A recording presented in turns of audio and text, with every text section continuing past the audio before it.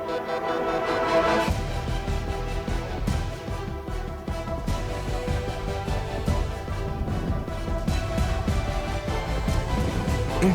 Voice, आपकी सोच, आपकी आवाज।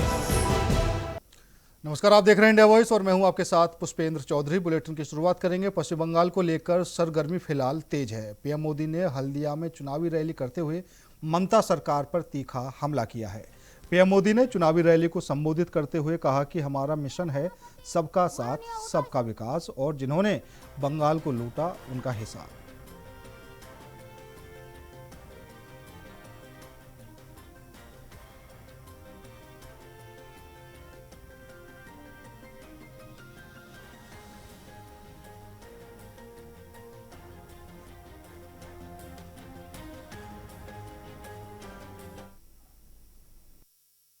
साथियों, भारत आज डिफेंस मैन्युफैक्चरिंग में नए रिकॉर्ड बना रहा है। आप अखबारों में पढ़ते होंगे, टीवी पर देखते होंगे, मेड इन इंडिया हथियार दुनिया भर में एक्सपोर्ट हो रहे हैं। लेकिन टीएमसी की दुर्नीति देखिए, यहां क्या हो रहा है? देश हथियार एक्सपोर्ट कर रहा है और टीएमसी की दुर्नीति देखिए, यहां फैक्ट्रियां क्या करती है? कच्चे बम बनाती है। कच्चे बम, गली मोहल्ले में कच्चे बम की फैक्ट्रियां चलाई है। बीरभूम में ही टीएमसी से जुड़े लोगों के घर से कच्चे बम के भंडार मिलते हैं। टीएमसी ने कच्चे बम के निर्माण को ही कुटीर उद्योग बना दिया है। टीएमसी के राज में लघु और कुटीर उद्योग बंद हो रहे हैं, लेकिन कच्चे बम के उद्योग फैल रहे हैं। साथियों, अब ये नहीं चलेगा, अब ये नहीं चलेगा। आर्नोय चुप थाकबोना, आर्नोय चुप थाकबोना। आप कमल छाप पर बटन दबाइए। बीजेपी बंगाल में भी रोजगार मेले शुरू करेगी। तो पश्चिम बंगाल चुनाव को लेकर सरगर्मी फिलहाल तेज है। पीएम मोदी ने हल्दिया में चुनावी रैली करते हुए ममता सरकार पर तीखा हमला किया है। पीएम मोदी ने चुनावी रैली को संबोधित करते हुए कहा कि हमारा मिशन है सबका साथ, सबका विकास और जिन्होंने बंगाल को लूटा उनका हिसाब। देखिए ये रिपोर्ट। पश्चिम बंगाल में चुनाव प्रचार जोरों पर है। गुरुवार को पीएम मोदी ने हल्दिया में चुनावी रैली करते हुए ममता सरकार पर तीखा हमला किया। पीएम मोदी ने चुनावी रैली को संबोधित करते हुए कहा कि राज्य में बीजेपी को वोट कीजिए क्योंकि हमारा मिशन है सबका साथ, सबका विकास और जिन्होंने बंगाल को लूटा उनका हिसाब। पीएम मोदी ने मुख्यमंत्री ममता बनर्जी पर हमला बोलते हुए क्या कुछ कहा, पहले आप वो सुनिए। जहां तक बंगाल की धरती है, मैं साफ साफ कहना चाहता हूं,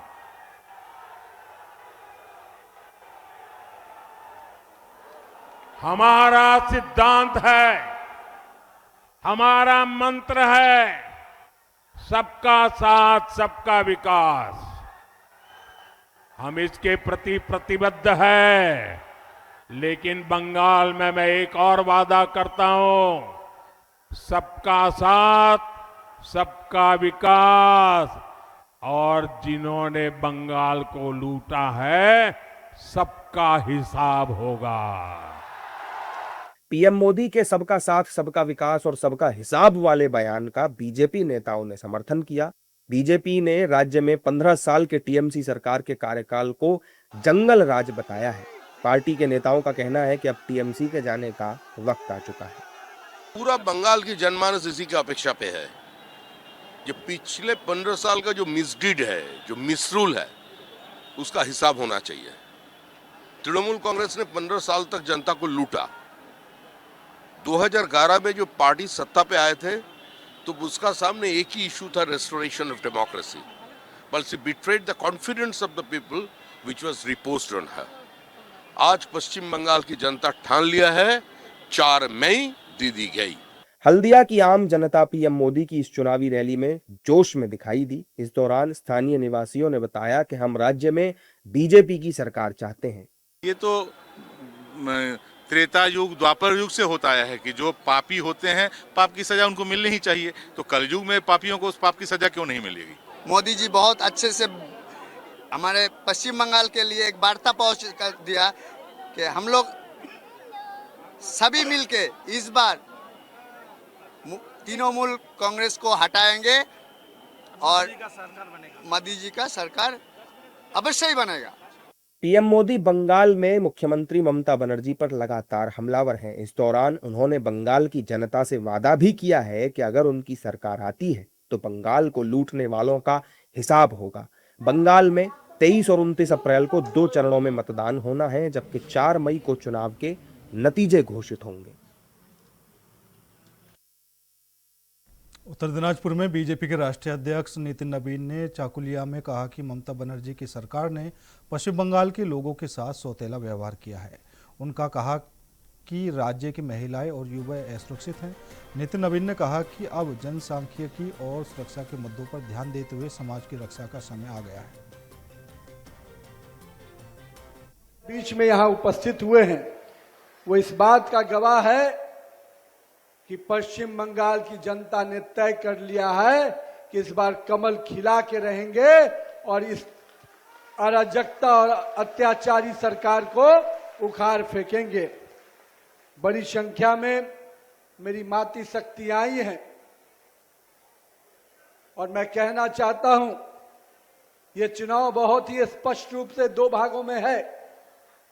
एक तरफ निर्मम सरकार का भय, भ्रष्टाचार, अराजकता और महाजंगल राज, और एक तरफ नरेंद्र मोदी के नेतृत्व वाली भारतीय जनता पार्टी जिस पे पूरे देश के लोगों को भरोसा है और पश्चिम बंगाल के लोग भी अपना भरोसा इस नेतृत्व के साथ देने जा रहे हैं। मैं आज पश्चिम बंगाल के लोगों से आग्रह करने आया हूं कि आइए इस भय और भ्रष्टाचार वाली सरकार को उखाड़ फेंकिए और अपने नेता भरोसे पर जो कायम रहते हैं, मोदी जो कहते हैं उसको पूरा करते हैं। लोग हमारे बीच में यहाँ उपस्थित हुए हैं वो इस बात का गवाह। कांग्रेस के राष्ट्रीय अध्यक्ष मल्लिकार्जुन खड़गे ने गुजरातियों को लेकर दिए गए विवादित बयान पर माफी मांग ली है। उन्होंने कहा कि उनके बयान का गलत अर्थ निकाला गया है और उनका किसी की भावनाएं आहत करने का इरादा नहीं था। हालांकि खड़गे के बयान को लेकर बीजेपी नेता अभी भी कांग्रेस पर हमलावर है। कल में चुनाव प्रचार के दौरान गुजरातियों को लेकर दिए गए विवादित बयान पर माफी मांगी है। उन्होंने कहा कि उनके बयान का गलत मतलब निकाला गया और उनका किसी की भावनाएं आहत करने का इरादा नहीं था। खड़गे ने एक्स हैंडल पर पोस्ट करके कहा कि हाल ही में केरल में दिए गए मेरे एक चुनावी भाषण की कुछ टिप्पणियों को जानबूझकर गलत तरीके से पेश किया जा रहा है। फिर भी मैं अपनी तरफ से जिम्मेदारी के साथ खेद व्यक्त करता हूं। गुजरात के लोगों के प्रति मेरे मन में हमेशा सर्वोच्च सम्मान रहा है और हमेशा रहेगा। वहां के लोगों की भावनाओं को आहत करना मेरा उद्देश्य कभी नहीं था। खड़गे द्वारा गुजरातियों को अनपढ़ कहने पर काफी विवाद हुआ था। इसको लेकर गुजरात में उनके खिलाफ विरोध प्रदर्शन भी हुए और लोग सड़कों पर भी आ गए थे। लोगों ने खड़गे के बयान को अपमानित करने वाला बयान बताते हुए काली पट्टी बांधकर विरोध जताया था। दिल्ली में भी कांग्रेस मुख्यालय के बाहर बीजेपी कार्यकर्ताओं और नेताओं ने खड़गे के खिलाफ जमकर प्रदर्शन किया था। अब खड़गे के माफी मांगने पर बीजेपी नेताओं का कहना है कि उनका समर्थन किसी ने नहीं किया, केवल उनके बेटे ने किया है। खड़गे साहब के जो सोच होती है वो निकल गए, उनकी जो सोच थी निकल गई। अब माफी मांगने से देश थोड़े माफ करेगा इन लोगों को, इसीलिए इनकी हैसियत खत्म हो रही है कांग्रेस पार्टी की। ऐसे अध्यक्ष तो डुबा दिया कांग्रेस पार्टी को और अब थोड़े उबरने वाले हैं लोग। माफी मांगे, कुछ भी करें, जनता के मन में जो उनके खिलाफ भाव था वो आज भी है, कल भी रहेगा। कंट्रोल टूट गया है, उसके वास्ते गुजरात लोगों को अनपढ़ बोल दिया। गुजरात में खड़गे जी जाने से ये ईश्वर प्रदीप ईश्वर दावणगेरे में गया तो क्या हुआ? वही काम गुजरात वाली करेंगे मल्लिकार्जुन खड़गे जी को। उसके वास्ते जब उनको सपोर्ट में कांग्रेस पूरे कोई नहीं आया। अभी उनका सपोर्ट को उनका बेटा छोटा खड़गे आया।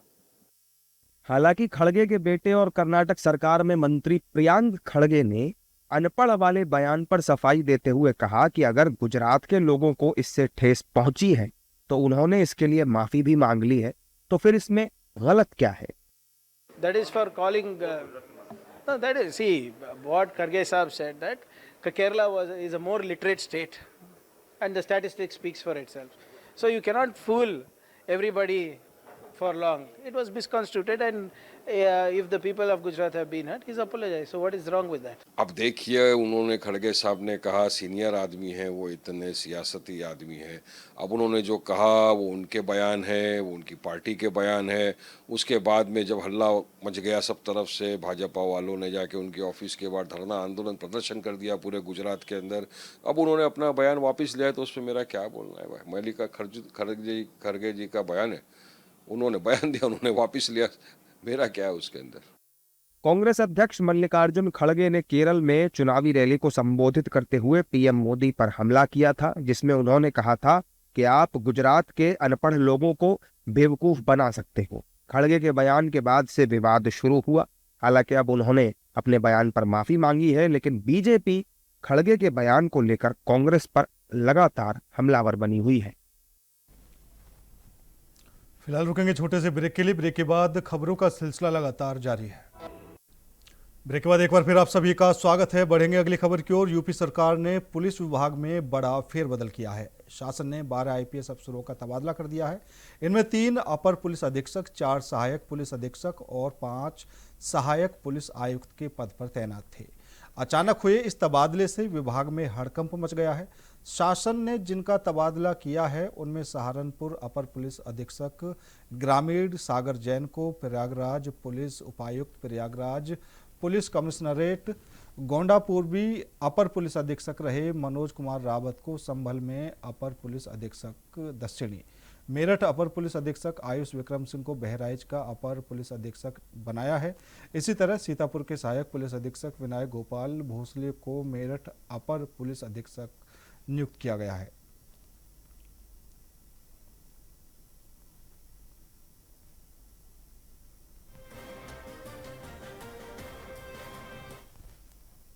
केंद्रीय मंत्री नितिन गडकरी ने दिल्ली में छत्रपति शिवाजी महाराज इमर्सिव म्यूजियम का उद्घाटन किया। इस म्यूजियम में छत्रपति शिवाजी महाराज के जीवन, उनके वीरता के कार्यों को और मराठा साम्राज्य के इतिहास को आधुनिक तकनीक और इमर्सिव अनुभव के माध्यम से प्रस्तुत किया गया है। गडकरी ने कहा कि यह म्यूजियम युवाओं को इतिहास और संस्कृति के प्रति जागरूक करेगा और भारतीय वीरता की प्रेरक कहानी को आगे आने वाली पीढ़ियों तक पहुंचाने में मदद करेगा। म्यूजियम का उद्देश्य शिक्षा और पर्यटन दोनों को बढ़ावा देना है।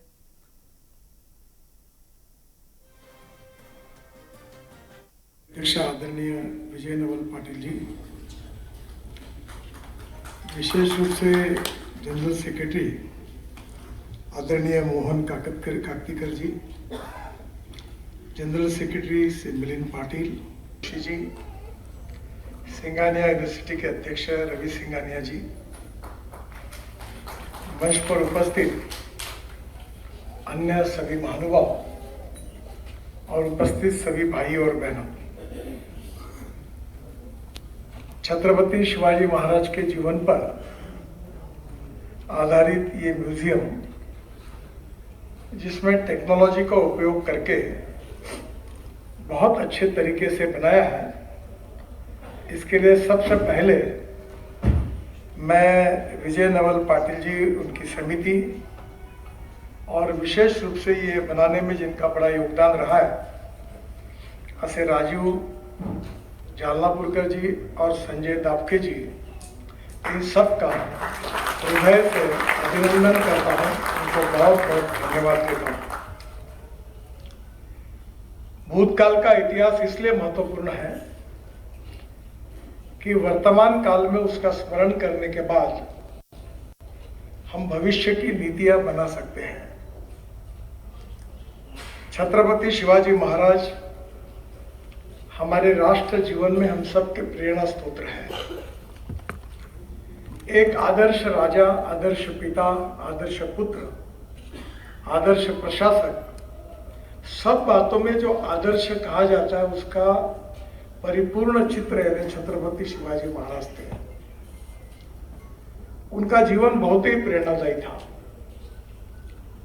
रामदास स्वामी जी ने जो उनका वर्णन किया है वो हम सबके दिलों में है। यशवंत, कीर्तिवंत, वरदवंत, सामर्थ्यवंत, जानता राजा, निश्चयाचा महामेरू, बहुत जनासी आधारू, अखंड स्थितीचा निर्धारू, श्रीमंत योगी। यानी एक प्रकार से शिवाजी महाराज का इतिहास जो है वो वर्तमान काल के लिए इसलिए अध्ययन करने की आवश्यकता है कि उनके विचारों के अनुरूप, उनके आदर्श के अनुरूप भविष्य का हिंदुस्तान निर्माण करना निश्चित रूप से उसी के आधार पर हम संभव कर सकते हैं। मैं छत्रपति शिवाजी महाराज को अपने जीवन में अपने माता पिता से भी ज्यादा मानता हूँ। और मैं जब मंत्री बना तो मैंने अपने ऑफिस में मेरे सामने पहले छत्रपति शिवाजी महाराज का चित्र रखा, क्योंकि वो सभी बातों में आदर्श थे और आज हमारे देश में विशेष रूप से उसकी आवश्यकता है। हमारे देश को हम सुखी, समृद्ध, संपन्न, शक्तिशाली बनाना चाहते हैं। हमारे देश को विश्वगुरु बनाना चाहते हैं। हमारे देश को $5 ट्रिलियन की इकोनॉमी बनाना चाहते हैं। ये संभल जिला अस्पताल में HPV सर्वाइकल कैंसर की रोकथाम के लिए वैक्सीनेशन का दूसरा चरण शुरू हो गया है। इस अवसर पर जिलाधिकारी डॉक्टर राजेंद्र पेसिया की उपस्थिति में मिशन शक्ति कार्यक्रम के अंतर्गत 5 बालिकाओं ने वैक्सीनेशन का शुभारंभ किया। जिलाधिकारी ने बताया कि इस चरण में 40 जिलों को शामिल किया गया है और जनपद संभल में कुल 27,153 बालिकाओं को वैक्सीनेशन मिलेगा। उन्होंने बच्चों और अभिभावकों से अपील की है कि वे निर्धारित समय पर वैक्सीनेशन कराएं, जिससे सर्वाइकल कैंसर से बचाव सुनिश्चित हो सके।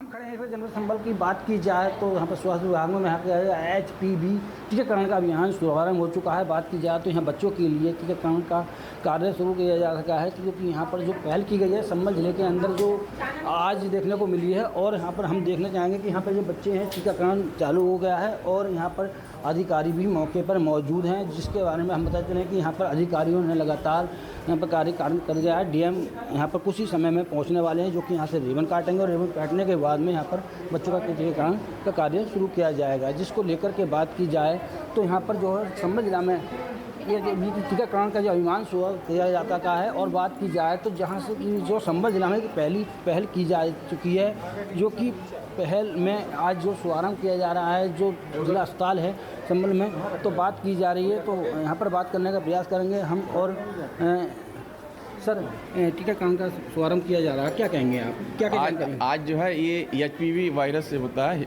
ह्यूमन पैपिलोमा वैक्सीन जो है उसके लिए बच्चों को लगाई जा रही है। जो 14 साल जिसकी एज बच्ची हो चुकी है लेकिन 15 के ऊपर ना हो, उसके लिए ये जो बहुत बड़ा कारण हिंदुस्तान में जो होता है सर्वाइकल कैंसर का, उसको प्रिवेंट करने के लिए लगाया जा रहा है। ये बड़ी महंगी वैक्सीन होती है, हर आदमी के अप्रोच से बाहर होती है।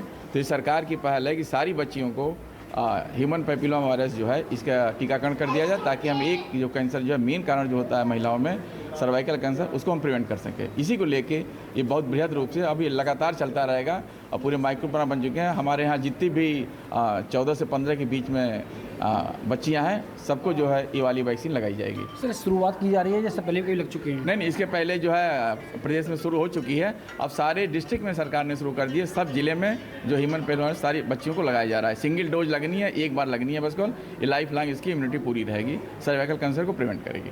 देखिए, हमारे साथ तरुण पाठक CMO थे और उन्होंने बताया, जानकारी दी। कैमरामैन प्रसन्न के साथ मैं Satish Singh, India Voice News Sambhal. 2026 को जनपद संभल में HPV जो सर्वाइकल कैंसर का वायरस है उसकी रोकथाम के लिए वैक्सीनेशन का शुभारंभ किया गया है। यह वैक्सीनेशन का दूसरा चरण है, जिसमें 40 जनपदों में इस अभियान को आरंभ किया गया है। मिशन शक्ति के अंतर्गत मैंने और कप्तान साहब ने तय किया था कि जो भी उद्घाटन होगा वो हमारी बेटियों के माध्यम से होना चाहिए। इसीलिए आज इस कार्यक्रम का जनपद संभल में उद्घाटन पलाक्षी गुप्ता, आराध्या रस्तोगी, कनिष्का रस्तोगी, अक्सा रईस और अली शबा, इन 5 बेटियों के द्वारा किया गया। हमारी जनपद की एस्टिमेटेड पॉपुलेशन 27 लाख से ऊपर है। जिलाधिकारी शिव सहाय अवस्थी ने गेहूं खरीद में लापरवाही को देखते हुए कई क्रय केंद्रों का औचक निरीक्षण किया। परसनी, दाऊदपुर और गोरा माफी केंद्रों में जाकर उन्होंने खरीद व्यवस्था की समीक्षा की है। परसनी केंद्र पर 350 कुंटल गेहूं मिलने पर डीएम ने खरीद में तेजी लाने के निर्देश दिए हैं। उन्होंने स्टॉक, इलेक्ट्रॉनिक कांटा और रजिस्टरों की जांच पर पारदर्शिता सुनिश्चित करने के भी आदेश दिए हैं। डीएम ने अधिकारियों को सख्त हिदायत दी है कि खरीद प्रक्रिया में किसी प्रकार की अनियमितता नहीं हो और किसानों को समय पर भुगतान सुनिश्चित किया जाए।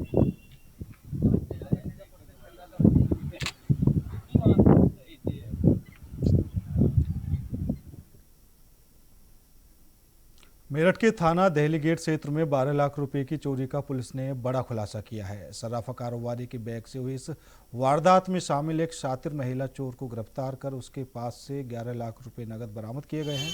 पुलिस ने आरोपी को सिटी रेलवे स्टेशन के पास से पकड़ा। पूछताछ में उसने बताया कि वह अपने साथी अंजलि के साथ मिलकर भीड़भाड़ वाले इलाकों और रेलवे स्टेशनों पर रेकी कर चोरी करती थी और वारदात के बाद शहर छोड़ देती थी। एएसपी अंतरिश जैन ने बताया कि गैंग 1.5 साल से सक्रिय था, जबकि फरार आरोपी की तलाश जारी है।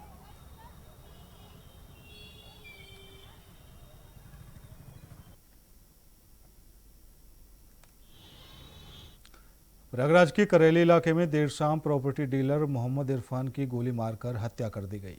बाइक सवार बेखौफ बदमाश तमंचा हवा में लहराते हुए फरार हो गए। पुलिस ने शव को कब्जे में लेकर पोस्टमार्टम के लिए भेज दिया है। अभी कुछ देर पहले सूचना प्राप्त हुई थी थाना करेली गौस नगर इलाके में बिस्मिल्ला चौराहे के पास एक मोहम्मद इरफान नाम का व्यक्ति था, जिसको कुछ अज्ञात व्यक्ति के द्वारा उसके ऊपर एक गोली मारी गई और उसको एसआरएम अस्पताल में पहुंचा गया है, जिसकी इलाज के दौरान मृत्यु हो गई है। इसमें ये व्यक्ति लगभग 45 से 50 साल की मध्य का है और प्रॉपर्टी का ये कार्य करता है और जैसा भी जानकारी मिल रही है और आसपास के लोगों से पता चल रहा है। जौनपुर के केराकत कोतवाली क्षेत्र के देवकली बाजार में गैस पाइपलाइन बिछाने और खुदाई के दौरान बड़ा हादसा हो गया। पाइप की वेल्डिंग के दौरान मिट्टी धंसने से 2 मजदूरों की मौके पर ही दर्दनाक मौत हो गई। दिनांक 8 अप्रैल 2026 को थाना केराकत अंतर्गत ग्राम नई बाजार चौकिया में गैस पाइपलाइन के मरम्मत के कार्य के दौरान 2 व्यक्ति जिनका नाम निरंजन कुमार महतो एवं प्रिंस कुमार है, दोनों मुजफ्फरपुर बिहार के रहने वाले थे। कार्य के दौरान मिट्टी गिर जाने से मिट्टी के अंदर दब गए थे। प्राप्त सूचना पर थाना केराकत पुलिस एवं फायर ब्रिगेड की रेस्क्यू टीम द्वारा तुरंत मौके पर पहुंचकर रेस्क्यू कर उनको बाहर निकाला गया एवं अस्पताल पहुंचाया गया, जहां पे डॉक्टर ने उन्हें मृत घोषित कर दिया। उपरोक्त प्रकरण के संदर्भ में जांच कर अग्रिम विधिक कार्रवाई की जा रही है। फिलहाल मेरे साथ इस बुलेटिन में इतना ही। बाकी देश और दुनिया की तमाम खबरों के लिए देखते रहिए इंडिया वॉइस।